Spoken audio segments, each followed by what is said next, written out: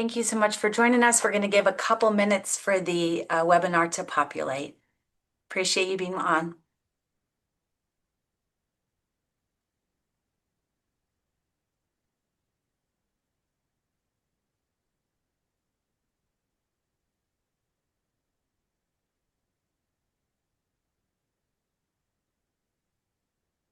Good afternoon, everyone, and thank you again for joining us today for our briefing, Unpacking the U.S. Iran Deal, Global Implications, Local Impact.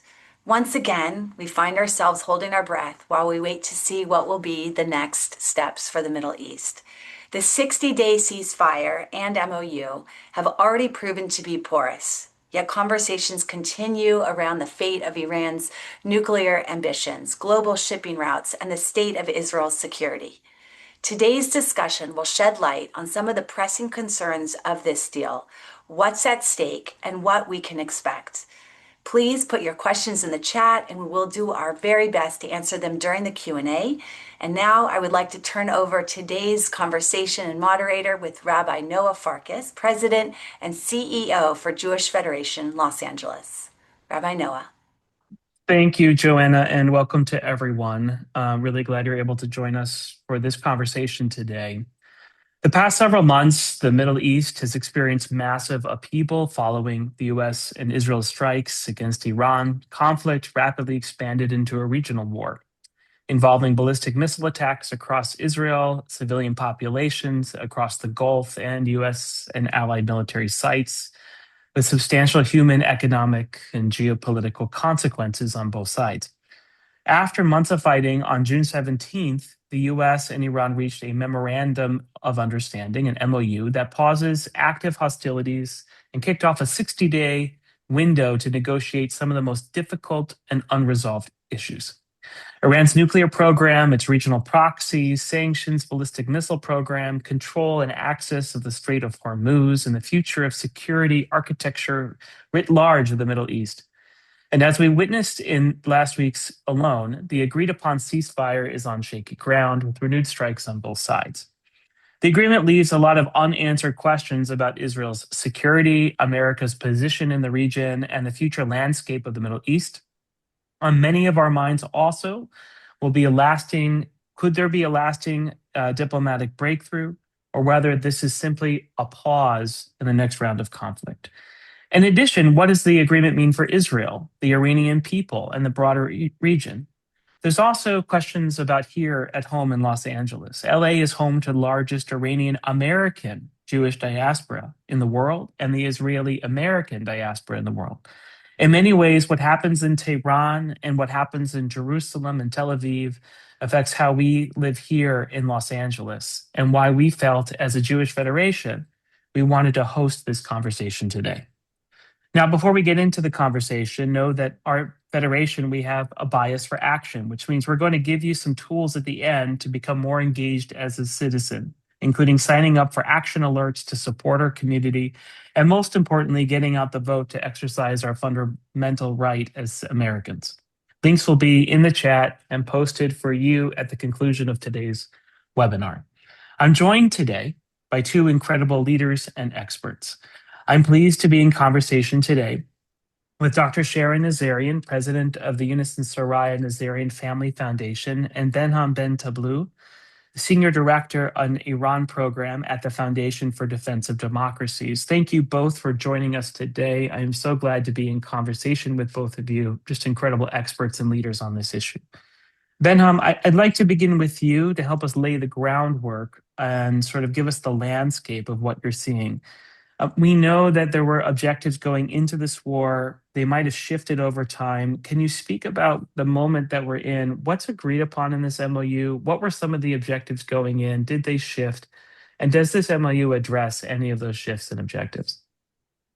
Well, first and foremost, thank you so much, Rabbi. It's always a pleasure to share the stage virtually with Sharon. Dr. Nazarian is someone who many here who work on the policy side of things in the East Coast look up to when it comes to the Iran issue. And again, thanks to the entire Federation and Joanna for the kind intro and putting it all together today.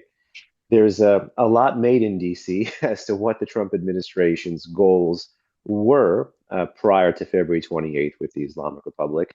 Lest we forget, the year is still 2026. We are still in the second year of the second term of the Trump administration. And the trend line we saw in the first year of the second term of the Trump administration should teach us something as to how this administration pursues both politics and policy, certainly when it comes to dealing with the threat and the challenges posed by the Islamic Republic of Iran. Many of you have heard the statement, all options on the table. President Trump lives that statement, all options on the table, but he lives it almost at the same time. You know, in 2025, we saw the US go from restoring maximum pressure to doing indirect nuclear diplomacy to supporting Israel militarily to getting involved militarily against the Islamic Republic, and then pivoting to support Europe at the United Nations to put diplomatic pressure on Tehran. Going into 2026 and at the start of 2026, President Trump drew not one, but about 8 or 9 red lines in the sand as it relates to Iran's internal situation, promising support to Iranian protesters in a way that was absolutely unprecedented in the US, saying that help was on its way.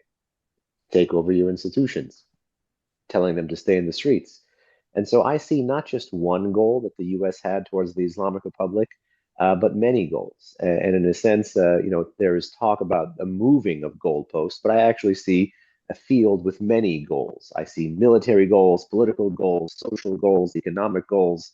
And I think that may have led to some of the confusion because if everything is a priority, then nothing is a priority. Is it regime change or behavior change? Is it regime change and behavior change? Is it to degrade what you can, to destroy what you can? If so, which one do you prioritize in terms of a target set? How do you respond to the best laid plans that you may have, but the way an adversary responds to you? To what degree do you need to shift your plan to account for new facts on the ground, be that the resilience of the Islamic Republic's missile program and the coming online of a threat that many believed could be dealt with, like the Strait of Hormuz, for example. So suffice to say, I don't see the goalpost as being shifted. I see so many goalposts on one field that it became a political struggle as to how do you prioritize what it is that you want to do. And we learn a lot about a war based on the nature of a political agreement that follows, but something tells me this MOU, which was agreed to after a 40-day war, which was compounded by a 67-day ceasefire that looked nothing like a ceasefire that we've seen in the region, reflects all of those shortcomings. In my view, the MOU is heavily slanted in Iran's favor, is probably inconsistent with some of the rhetorical goals of what the president wanted, but is probably therefore not the only or not really the end state or end stop of Trump's policy towards Iran in term two. And if anything, is probably something that the president was willing to agree to for the explicit purpose of dealing with one of those threats that may not have been foreseen, which was the Strait of Hormuz. And I think we're going to see a lot in these 60 days as it comes to the other threats posed by this regime, how Washington will or won't tackle it, the tools it'll apply, and if, God forbid, the can is kicked down the road again. So thank you for that. And when you said that you believe the MOU is slanted more towards Iran's favor, with all the caveats that you just add, could you just be a little bit more explicit about that? So maybe that's something we could address. Sure. So it's a short deal, and if you read it, it's 14 points. It creates a broad political framework that once that framework is agreed to, you negotiate inward. But if you look at who has to do what in these 14 points, Iran just has to do one of them, and that's to basically open up the Strait of Hormuz. Everything else is either diplomatic language, fluffy language, kicking the can down the road, or things that Washington has to do. And there's more incumbent upon Washington in these 60 days than there is for the Islamic Republic. The US gave up its greatest non-kinetic source of leverage, which was the blockade. People like me have been talking about a blockade against the Islamic Republic since Trump term one, when max pressure was created. But despite the massive success driving down Iran's oil exports by 90%, going from 2.1 million to 1.15 million to 900,000 barrels to just 64,000 barrels a day, that was traded away in exchange for Iran basically promising not to harass shipping in the Strait of Hormuz, which, by the way, it continues to do. Worse, of course, is the kind of undermining and the framing of President Trump and the Trump administration's policy, because this is an individual who is basically the architect of maximum pressure. This MOU risks trying to make the administration and the president in particular the undertaker of maximum pressure. And you see that in the waiver given to the Islamic Republic. The amount of U.S. regulation, whether that's statutes, the U.S. code, or even executive orders, whose penalties have to be waived just to allow Iran to sell its oil and be able to repatriate revenues. By the way, things that we don't want the Islamic Republic to be able to do to bring back dollars at home is 11. It touches sanctions programs as diverse as Russia, as weapons of mass destruction, as counterterrorism, as countering Iranian conventional weapons. So there's simply more there that the US had to do to give up front just to get this opening of the Strait of Hormuz. I could go on, but these are two that I would ring the alarm about. The waiver, the broad nature of the waiver, and this lopsided agreement where we gave up our major non-kinetic source of leverage, which was the blockade. Right. And it sounds like for what we quote unquote get out of this is some kind of lack of harassment or ceasing of the seizure or harassment of ships in Hormuz, which doesn't seem to be what's happening at the moment. So maybe there's a long tails that go out everywhere here because it has to do with economics, it has to do with geopolitical realities, kinetic and military issues, human interest stories. We're going to get into several of these, but just talk a little bit, if you can, about the economic issue. I want to touch on that, and then we're going to shift to more of the sociological piece. So on the economic issue, the energy markets, shipping, global, how much did that, the oil prices, energy prices, how did that play into maybe some of the reasons why the MOU was created in the first place, as opposed to just continuing the war? I think it had a huge role. We tend to think about these conflicts as conflicts involving people and different personalities at the highest of levels, whether you're looking at Prime Minister Netanyahu, President Trump, or Khamenei Sr., now allegedly, if he's still alive, Khamenei Jr. Depending on, these are powerful personalities, but there's also states involved. But you got to the heart of the energy and economics issue, which is how the Islamic Republic was, at least in the very short term, able to judo us, because a conflict over politics, a conflict over security quickly became one that was adjudicated and dealt with, because it became one involving energy, and it became one involving economics. And here was about oil and crude oil, as well as petroleum products, as well as other things that were exported out of the Persian Gulf, like industrial scale fertilizer and helium, for example. And while in the US, we had a basically 50 to 60 cent national oil price jump, most of our partners in the world, in Europe and more importantly in Asia, saw not just a price spike, but a supply crisis, given their reliance still on Persian Gulf oil. And this was the Islamic Republic's ability to use, through its drone attacks, through its missile attacks, and also through its mining and harassment of commercial and other vessels in the Strait of Hormuz, is ability to go after not individuals, not states, but to spook shippers and insurers that were owned the companies and were part of the insurance schemes for the vessels that would go in and out of the Persian Gulf. 20% of the world's seaborne oil trade passed through this part of the world, and induced a level of fear and restraint among them such that they froze in their place and didn't even bother to test and live up to the risk tolerance that we saw from shippers and insurers in the past. Anyone who knows anything about Iran's Persian Gulf strategy knows that this is what the regime does.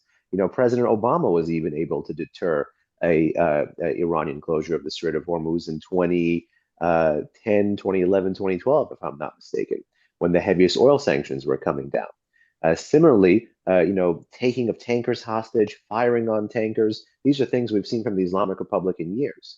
But when you draw that background against the backdrop of a larger region-wide war, in the cycle of violence we've seen in the region since the start of the October 7 Iran-backed Hamas terrorist attack against Hamas, and more recently, the Houthi campaign in the Red Sea, industry, insurers, and the oil entities, you put these three things together, they were cautioning for restraint, backing away from the table. And really, I think the ability of the Islamic Republic to spook these forces is what ended up tying the president's hands, which made him give, in my view, or at least give the US at this point in time, so much, so quickly, so fast, to be able to potentially, if you believe that there is more strategy at play here than living it day to day, to be able to rearm, to restore a level of stability to oil markets, energy markets, and to be able to reset the baseline for potentially another round.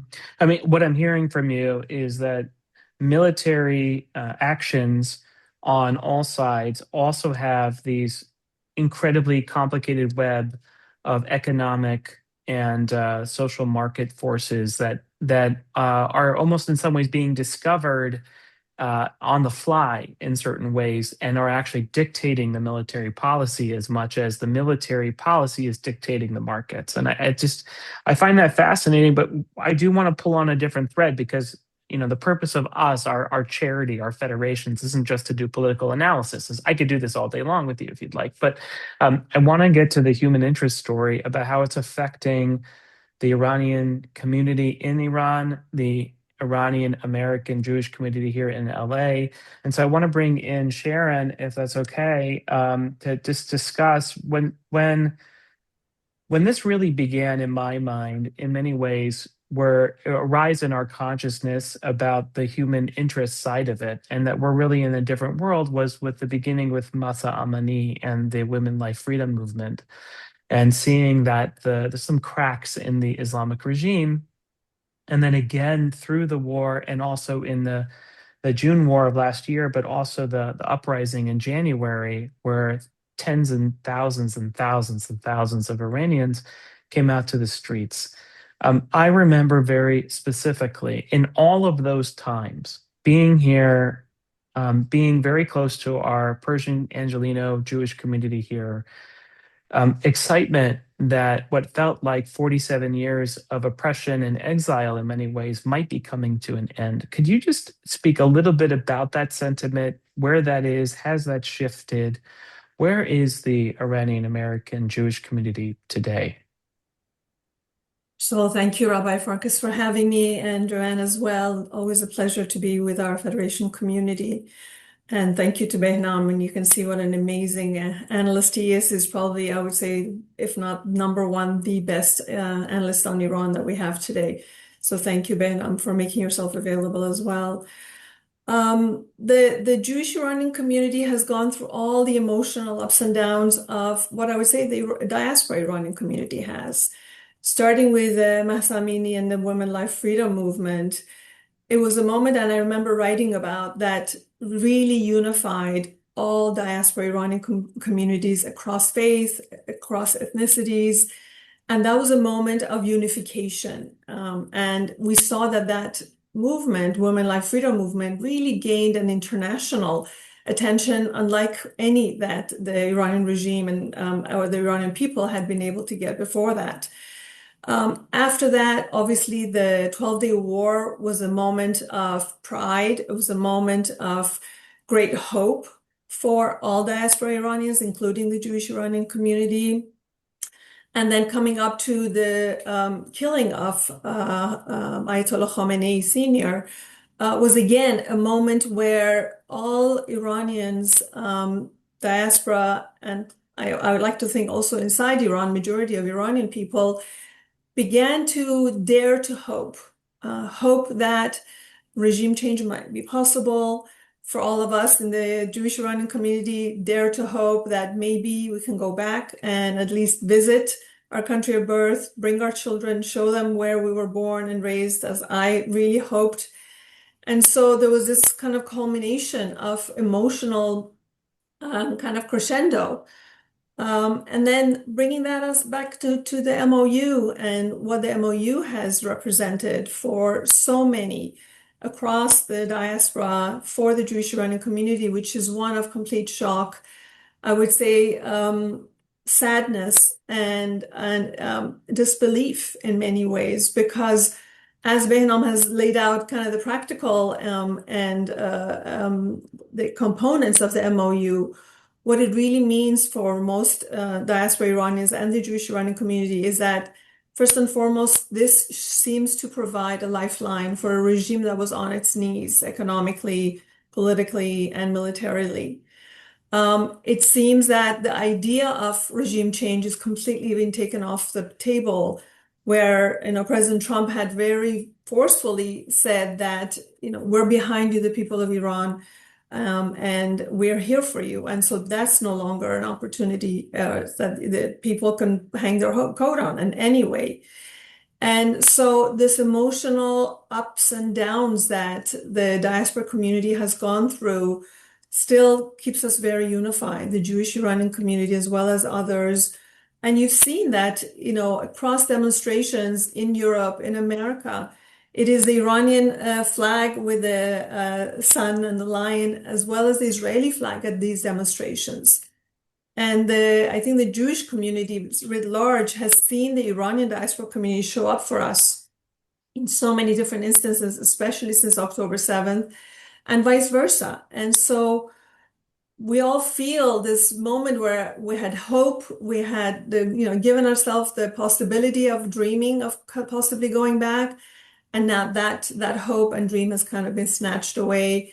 And we'll see, Behnam has laid out a lot of potential and possibilities of where we might land. We can't give up hope completely, but this moment is a moment of deep sadness for many, many Jewish Iranians and diaspora Iranians as a whole. Thank you. And we will get to the future and forward looking in just a moment. I just want to focus for a minute on the Iranian Jewish community living in Iran. It's a very small community, relatively speaking, especially for what it was over 50 years ago. And I think, as you both know, Jewish Federation was deeply involved in creating the nexus to helping the Jewish community leave Iran after the fall of the Shah. But there is a small remnant there that we're in touch with regularly, especially you, Sharon. I don't know if you're hearing anything coming out of that community, but how are they doing? Well, I can tell you that during the 12-day war, there was great concern because there were quite a bit of arrests of the Jewish Iranian community, with a fear that, remember that, Israel, the kind of impact it had, it was able to not only dominate the skies, but also had massive intel that could really permeate Iranian society. So the regime, first thing it would do is really attack the Jewish community as possibly serving either Israel or America with intel. So there was quite a bit of arrests to begin with. Most of those members of the community were released on bail, and it still needs to be seen if they will actually be brought, charges will be brought, and they'll be going through the legal process. For now, they were released on bail, and so as of right now, many have been released. The community feels more vulnerable than ever, of course. And their number one go-to strategy has been keeping their head down. They know that they are at any moment can be accused of espionage. They know that as a religious minority, they can be also targeted and attacked. In fact, we saw just beginning of June, the regime take some action against some Christian churches, demolishing one, and an evangelical church, and also possibly seizing one. So the Jewish minority community, along with other faith communities, all feel very much in danger, vulnerable. And now that we have a regime that in many ways is more radical, more vengeful, and willing to go to any means to oppress the people of Iran, the faith minorities feel especially vulnerable. And so the Jewish community in Iran essentially has had the same posture of not drawing attention, keeping a low profile, not participating in some of those demonstrations that you saw where almost 40,000 were killed of non-Jews, but obviously Iranian citizens were killed. But that has been one strategy they've learned over the last 47 years. It's just keep your head down and in a way maintain some semblance of safety and security by not engaging in any way politically.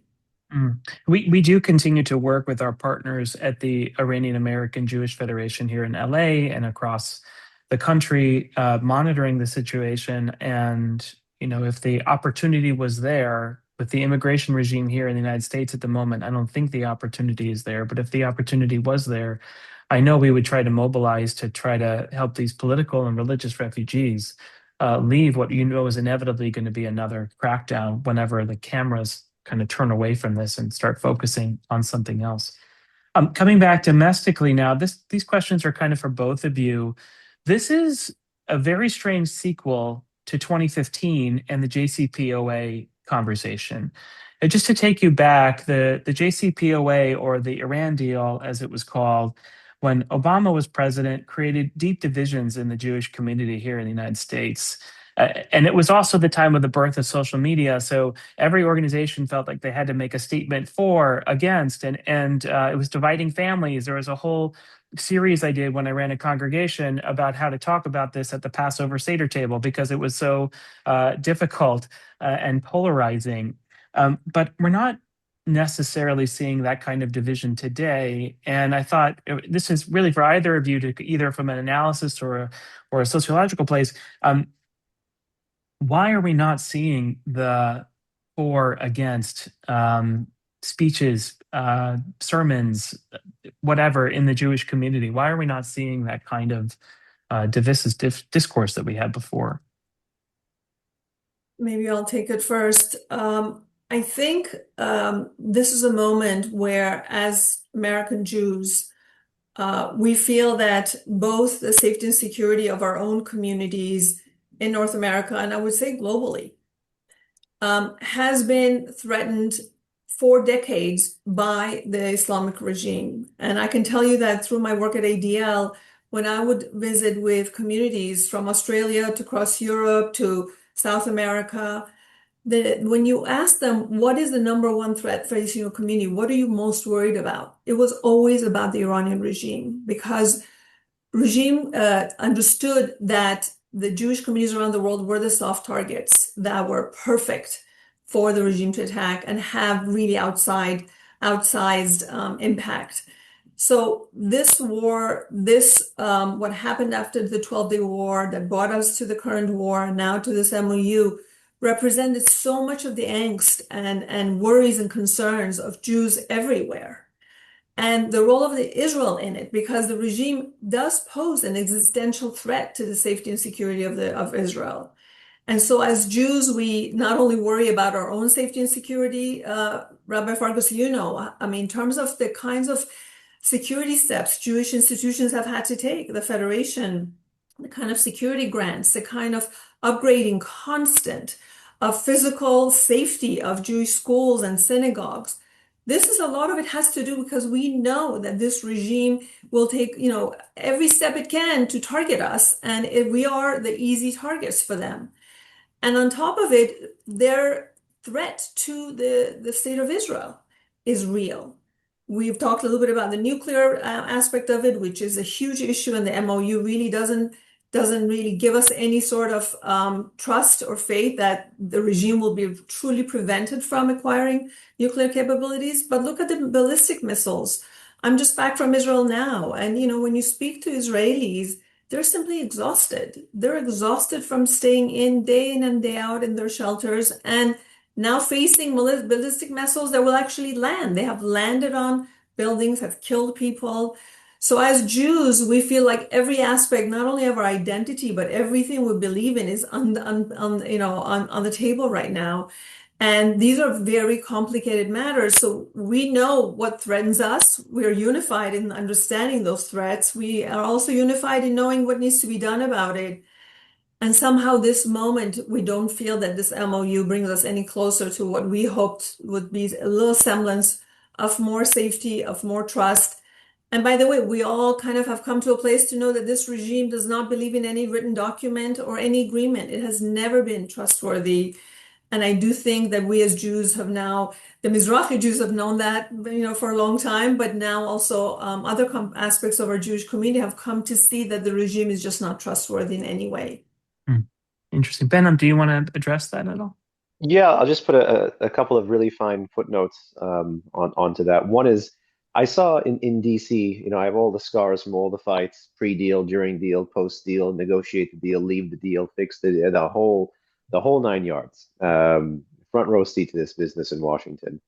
And I have to tell you, I saw the way the Obama administration then not only negotiated, but went to implement that 2015 agreement, really shattered consensus that used to exist, not just in Congress, but in four communities, two kind of ethnic or social and two policy, the Jewish American community and the Iranian American community.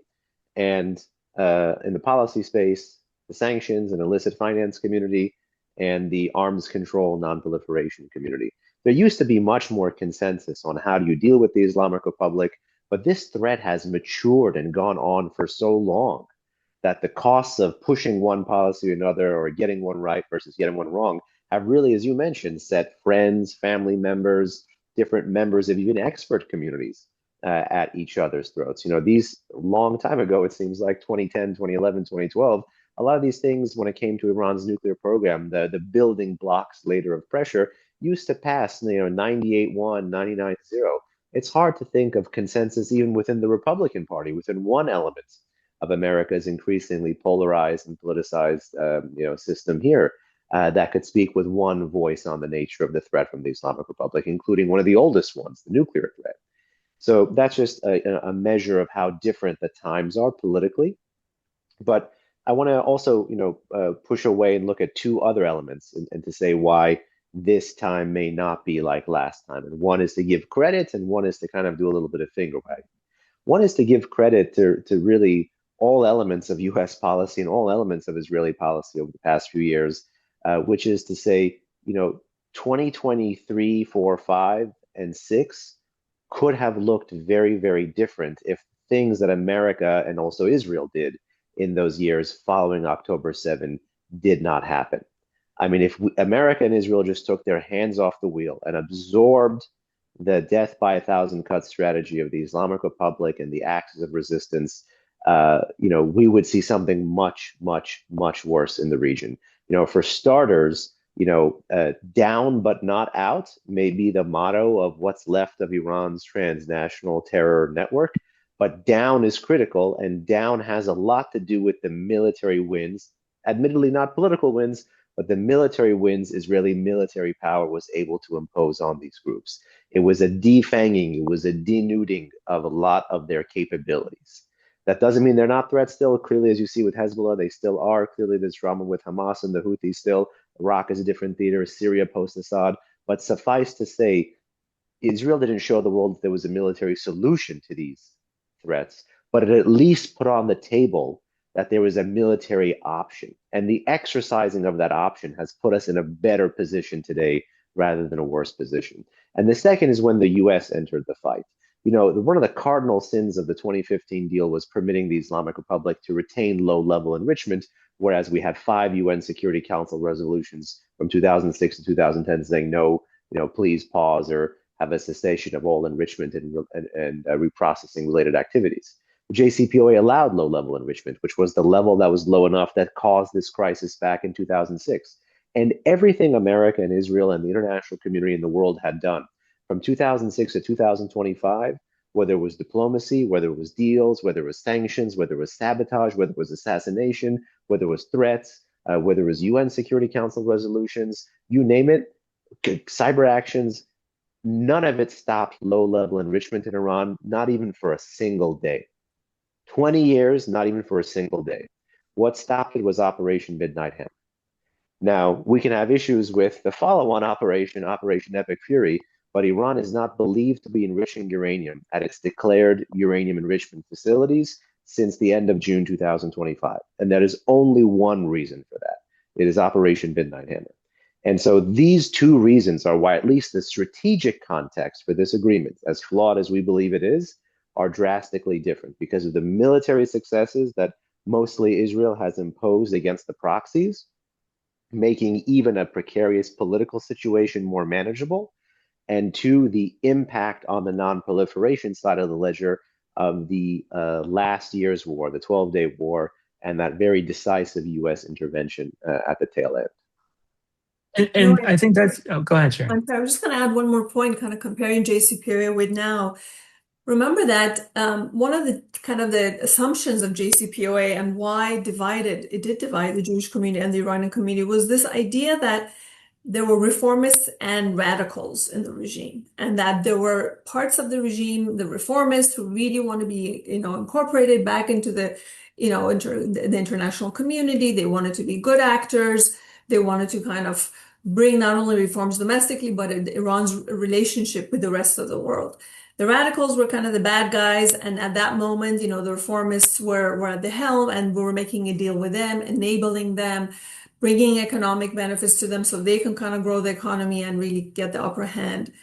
Today, that notion is completely destroyed. I mean, there's almost no one who believes that any part of this current regime and the IRGC has that division. Now, there are cracks in the regime, and Behnam can obviously lay that out much better than I can.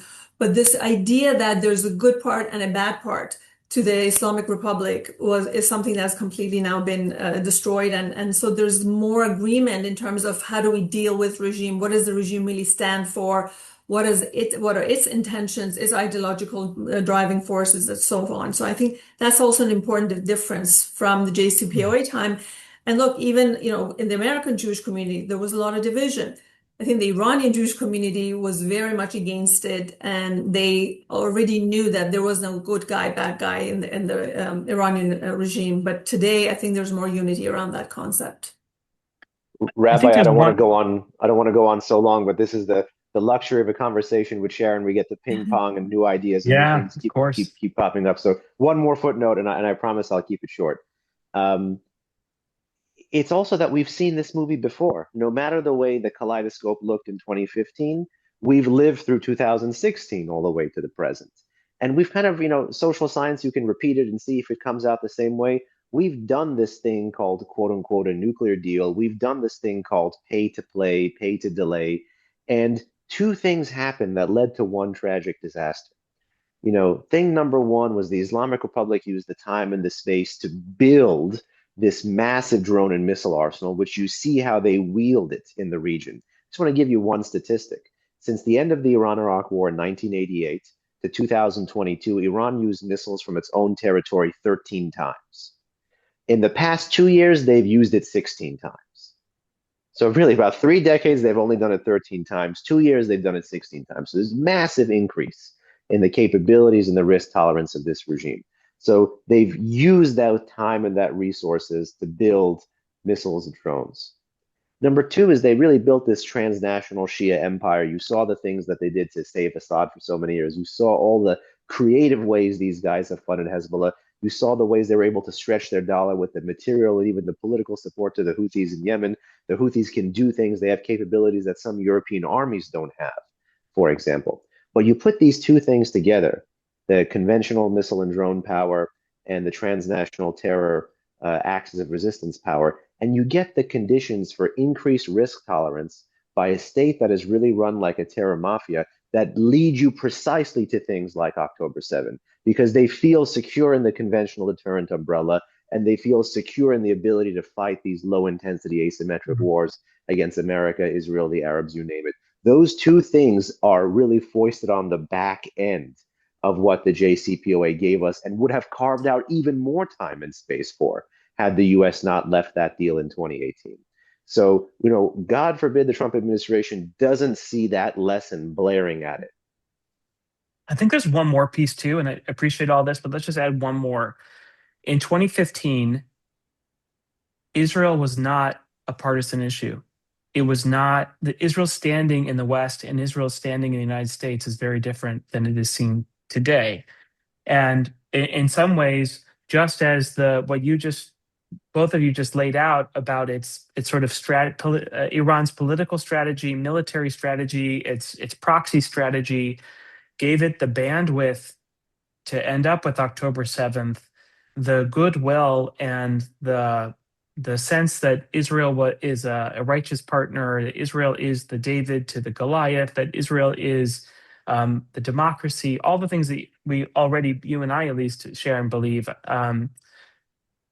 That standing gave the bandwidth for the JCPOA to have a strong disagreement in the Jewish community because nobody assumed that this was Israel's reputation was on the line with JCPOA. And here it is, I think, a very different conversation. And maybe just speak, and we're going to get to the future here in just about 5 minutes, but I want to speak one more thread, which is the soft power, the anti-Semitism and the anti-Israel sentiment in the United States, and how this was a front and a war that we are not being very successful at and maybe start thinking as we start moving towards solutions or what to do about it, we can start moving on this one first. So either of you would like to take the anti-Semitism, anti-Israel, the election cycle, even last night, the Colorado primary, Democratic primary, where Israel is now a defining issue for part of this country, a unifying issue on the wrong side of it. No, I think that's a very important critical point and a huge difference between now and when JCPOA was agreed on. Look, what we're seeing is many of you have heard about the horseshoe theory. We're seeing that those who call themselves kind of anti-war activists came together with those on the far right who were just anti-Israel, anti-Jewish, and they had the same rhetoric. They were literally using the same rhetoric that the war that Israel and America went into was at the benefit of Israel, at the cost of American lives. We heard a lot of that going on in terms of conspiracy theories. We saw that, Israel had dragged America into this war for its own benefit. So with the explosion of conspiracy theories, really not only blaming Israel, but also using Jewish tropes, anti-Semitic tropes, was just, explosive and really, really disheartening. Right now, Israel has become a litmus test in so many ways on the Democratic side for sure, and I would say argue also on the far right, kind of the Republican Party, AIPAC, and all the aspects of Jewish power. These are all concerns that we, for those of us fighting kind of anti-Semitism for a long time, what ADL has been pointing to, they're all showing up. They're getting normalized and in some ways institutionalized. So when DSA candidates actually win on some of those narratives of Jewish power, of the power of Israel, of Zionists, they're actually winning on those. And what you pointed to literally yesterday, the Colorado race is a perfect example of that. And we have a mayoral race here in LA, and we have one of the candidates that is going to be, right now is a candidate to become the next mayor of the city and might well be. I don't know how you feel about it, Noah, but I'm petrified that we might have a DSA mayor here in Los Angeles, just like New But York. just to be clear, I don't endorse or non-endorse. I don't condemn or condone any candidate for office. I just want to be very clear about that. Apologies for putting you in that position. I'm Yeah. speaking personally, obviously, that, what the DSA, Democratic Socialists of America,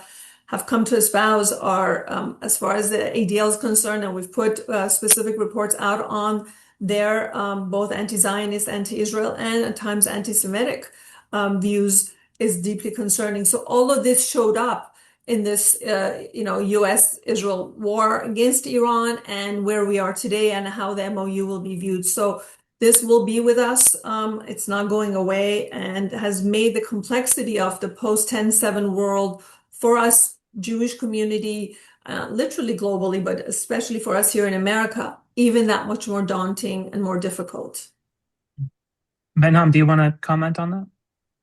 I think, sadly, all of that is true, and the trend lines, at least in terms of national politics, look like that they're set to go in the red. I mean, the fact that people are winning on this, the fact that people are fundraising on this, and the fact that as much as there is that theory, and obviously the evidence increasingly for some of the useful idiot behavior, these are organic things, and that these organic things need to be combated organically. Sometimes people ask me, what's the best thing you can do? I can say you can raise your child right. I think you can build a strong family. I think you can build a strong community. I am someone who has benefited to my very core from a liberal education, classical liberal education. But when a quote unquote institution that is, supposed to be giving out a classical liberal education is instead doling out or has become a battlefield for these sorts of things, I really do think that the first lines of defense are social rather than political or institutional. Those are the second or third lines of defense. It's hard to educate someone who doesn't believe in education. But it's critical first that you hold the line and you immunize your community before you can go ahead and gain a new believer or new adherent. It's weird for the policy guy to be saying this, but I believe it is fundamentally about who we are. This is as much as a battle for how pro or anti-Israel politics plays out in America, is a battle at the moment for the soul of America. You've long heard this comment about the canary in the coal mine. Well, it's true. I mean, look at the societies that have turned on Jews. Look at the societies that haven't. Look at the politics of those societies when they turn, and look at them when they don't. I mean, just as we get to the 250th anniversary of America, I do think it is really, really a canary in the coal mine for how this issue is debated on the national stage. And I do expect better of all politicians, left, right, up, down, center. And the fact that from a certain some who have a microphone that are louder than others, I don't see that. And I see the ability of that to generate masses and those masses to generate votes. I think politically, demographically, socially, institutionally, there are more, not less challenges coming the community's way. Yeah, and I think that segues nicely to where we go from here. Much of the work our federation has worked on with partners across the state is to help shape K-12 education, public education especially, whether we've been working for over a decade in the field of ethnic studies, recognizing that ethnic studies is as important to other immigrant communities as Holocaust education is to ours, but also making sure that the Jewish, Mizrahi, Sephardic, Persian voices are heard as part of that, as well as understanding that ethnic education shouldn't be used as a political cudgel to tear down the civic institutions that are actually supporting it. And secondly, the really important work on establishing the nation's first anti-Semitism coordinator in the state of California through a bill that we passed last year called AB 715. And that civic action is just, I think, really important. And lastly, just we try all the time. I mean, our tagline as a federation is your values in action, and really getting clear on what those values are, which include American civic education, citizenry, and a liberal education in the classical sense. And I think you're right, Behnam, as we go into the 250th anniversary, to me, and I have a writing coming out hopefully at the end of the week on this. America to me is not just a promise, it's a prayer, and it's a prayer for a better future, but it's a prayer that has to be rewritten by every generation. So let's just bring it down to earth for a minute. Going forward, we have 60 days, less than 60 days now. What can reasonably be expected from what could happen? What's a reasonable expectation? Knowing how unreasonable the situation is, what is a reasonable expectation that we can think about in the next 60 days or so? I'll let Behnam take the policy aspect of it, and I'll speak a little bit more on the personal side. Go ahead, please. I'll share one, and in reasonable, this is not an endorsement. In fact, it's something I worry about. But I said the parallel is not the JCPOA, but a parallel that might be coming our way is the JPOA. The Joint Plan of Action. That was the 2013 deal that created the time and the space for the 2015 deal. And even just look at that language. There was limited sanctions relief over a specific issue that was designed to create time and space to get to a bigger deal. Well, that agreement, as you know, was extended mutually several times from 2013 to 2015 to be able to create the time and space for that bigger deal. So one of my fears here is that the Islamic Republic runs the clock. And I think the Trump administration does have real challenges in getting the end states at least publicly articulated before, even on just the nuclear issue, resolved within a matter of 60 days. The waiver that was given expires, I think, on August 21st. I think a week or so before that is when that full 60 days come up. I don't think we'll be able to get through all of the big picture nuclear issues, let alone the regional ceasefire in a way that the U.S. and Israel would like to have it within what's left of this 60-day clock. So one thing I think, and one thing that I fear is coming our way, is a potential extension of these talks. And the extension is dangerous, not just because it extends a situation where there's a sanctions waiver that allows the regime to sell oil and make money in place, but that it has also, at least on paper, we haven't had this tested out by the Trump administration, but on paper, the U.S. has promised not to issue new sanctions against the Islamic Republic.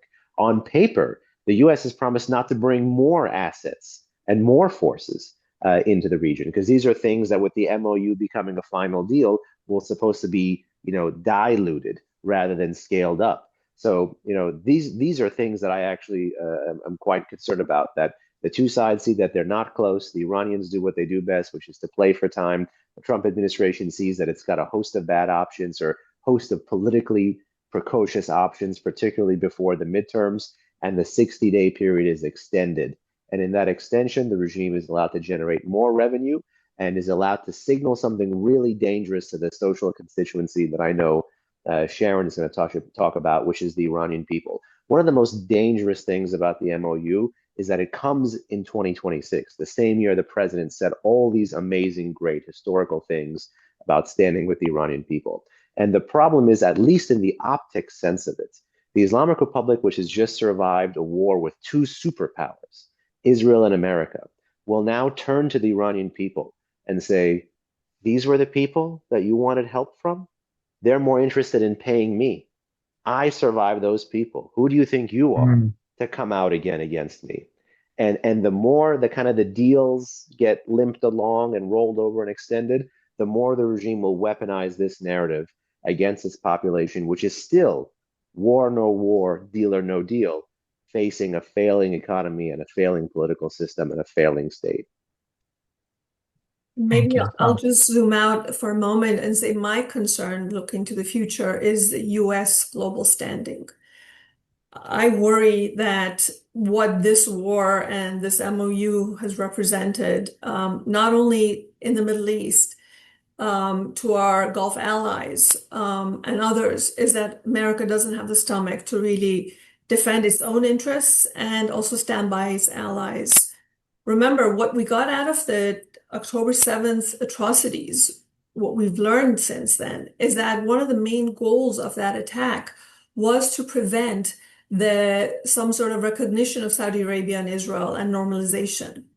So can we say today and looking forward, is that possibility greater or smaller? And I would argue that at this moment, given everything that we've seen and what Behnam has so clearly laid out, we are nowhere closer, not only for Saudi Arabia, but our other Gulf allies to also feel that America is not dependable as an ally and that Israel alone cannot do this.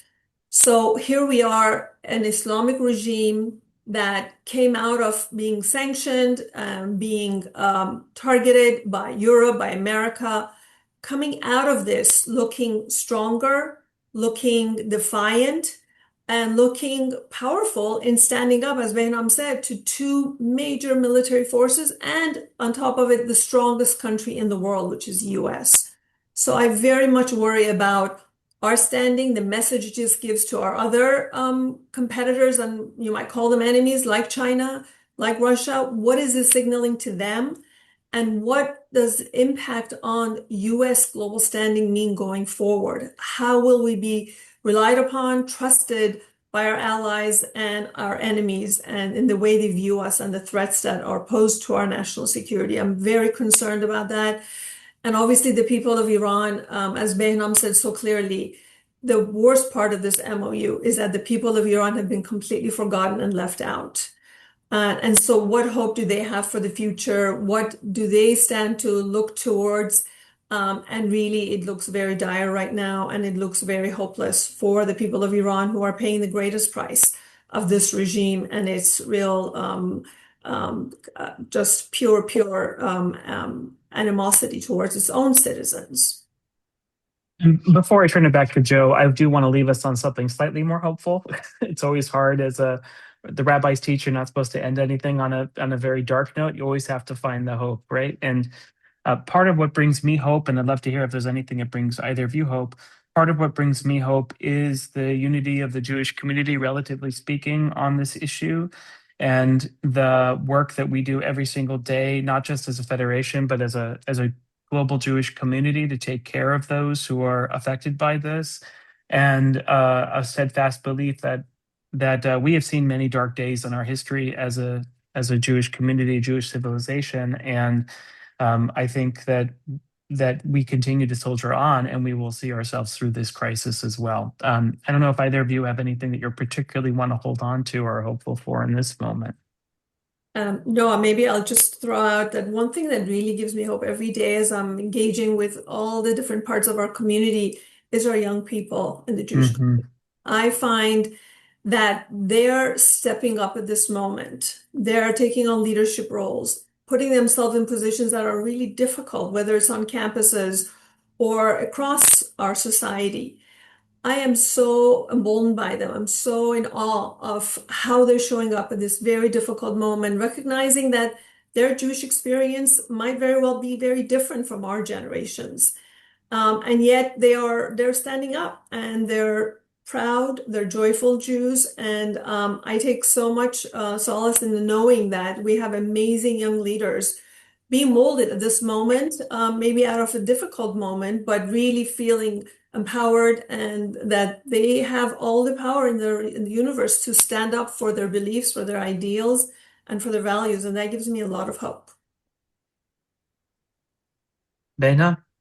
Yeah, this might sound like I'm making a light or trying to add levity into the situation, but it is something I genuinely have heard from folks in Iran, and it's not to say that they are not resilient. They are. They're much more angry than they are fearful, despite the sense of despondency that exists there. But even amid that despondency, there is a dark humor. There is a black humor.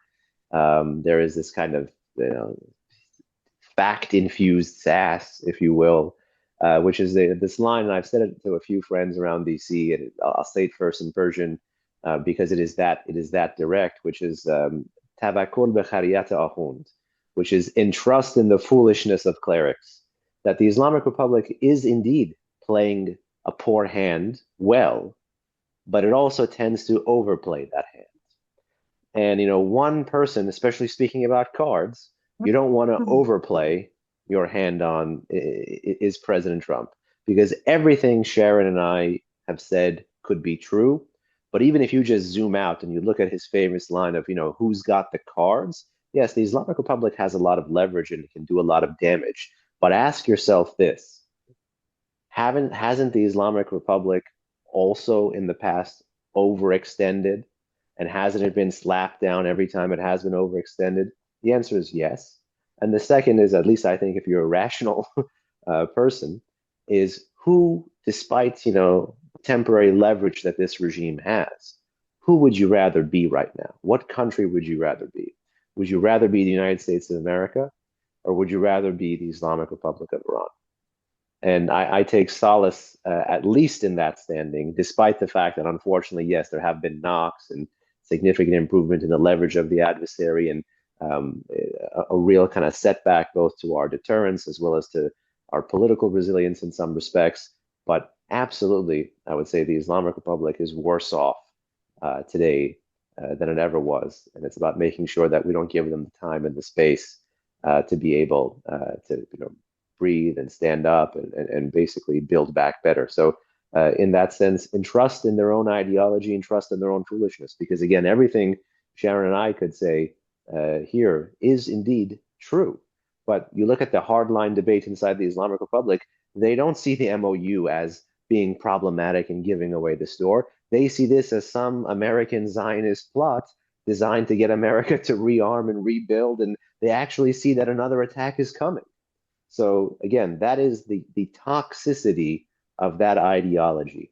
And I think whenever that toxicity manifests itself again, we together collectively have to be ready to capitalize on that. Thank you both for joining us today. I could sit here for hours with both of you and discuss these issues. And I want to thank everyone for joining us, to Dr. Sharon Nazarian, president of the Younes and Soraya Nazarian Foundation, and Dr. Behnam Ben Talou, who is the Just senior a mister. director. Just I a thought you were. mister. I'm sorry. So, but you are No the senior worries. director, Yes. nonetheless, of the Iran program of the FDD, of the Foundation for Defense of Democracies. And I want to thank everyone for joining. I'm going to turn it over to Joanna, who's going to give our people on the webinar some tools about how you can become more involved civically with us as a federation and the community. Thank you, Rabbi Noah. Thank you, Dr. Sharon, and thank you to Behnam for your brilliance today. So as we conclude, we'd like to leave you with 3 things that you can do to take action. Sorry.